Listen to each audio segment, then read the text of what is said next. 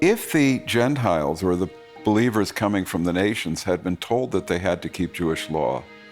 it would have, one, compromised what God was seeking to do through the gospel, which was to create an international community of many ethnicities, all who represented their nations, and instead of doing that, would have homogenized all of the people from the nations into converting and being Jews. That was not God's plan. God's plan is to save people from the nations